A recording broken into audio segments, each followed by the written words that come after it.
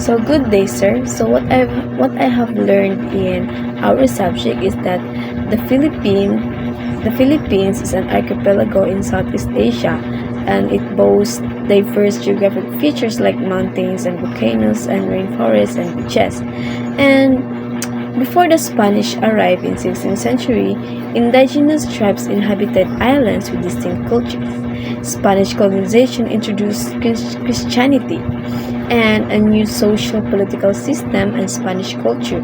American and Japanese rule brought significant changes leading to the independence in 1946.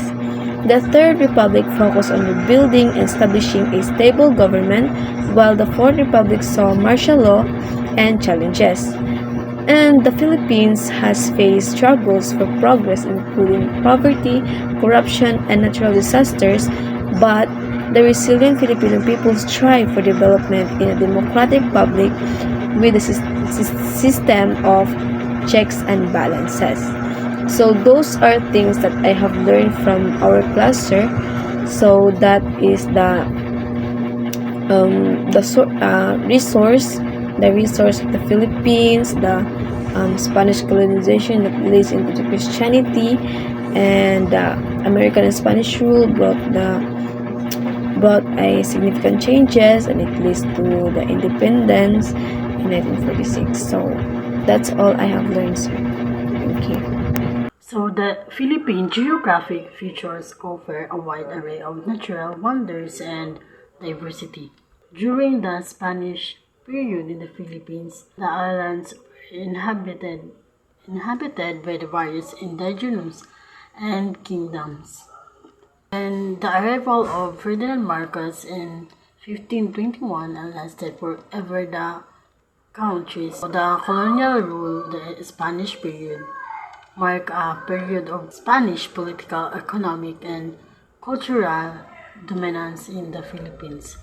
The Spanish period brought significant changes to the Philippines, shaping its history, culture, and society. During the American rule in the Philippines, which lasted from 1899 to 1946, the significant changes of the country's governance and the society. The American rule in the Philippines had a profound, complex impact of the country. The Third Republic of the Philippines was a dynamic period characterized by the War of the Reconstruction. The martial law of the Fourth Republic remains continuous and significant chapter in the Philippines' history. So during the Fourth Republic of the Philippines, which coincided with the martial law period under the rule of President Ferdinand Marcos. So good evening, sir. My name is Mary Ann Macahilas, and in this subject, I learned a lot. Like, the Philippines has over 7,600 islands with a varied landscapes and resources before atong Spanish arrived. So it was made up of small communities, which is mo rin ginatawag nato na barangays. So the Spanish is 1521 to 1898 brought Christianity, but also heavy tax and forced labor. Under American rule, education and infrastructure improved. But the World War II Japanese occupation, it caused much damage after gaining independence in 1946. The country focused on rebuilding but faced political problems during martial law on 1972 and 1986 under kay Marcos. So there was human rights abuses and economic issues. Since 1986, the Philippines has been working towards democracy and economic recovery. So today, its government aims to improve citizens' welfare and sustainable development.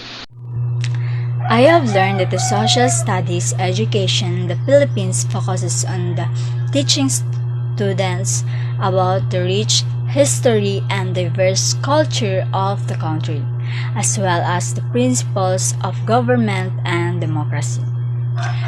I have learned about the key events, historical figures, and important landmarks in the Philippine history.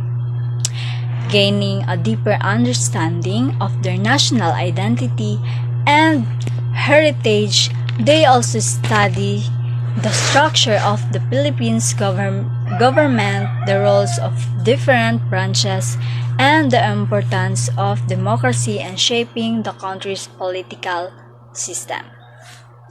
I have gained insights into the significance of teaching Philippine history and the government and fostering civil awareness, cultural appreciation, and informed citizenship among students.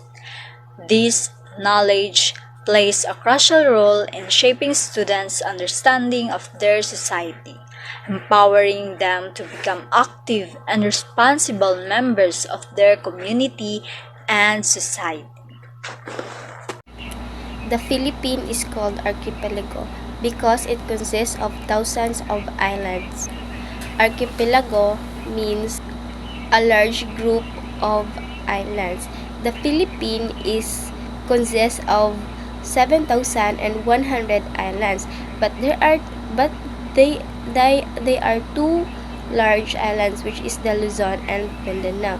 The Philippines is centered between the Southeast Asia between Southeast China Sea and Pacific Ocean. And also, Philippines is also known as the favorite tourist spot of tourists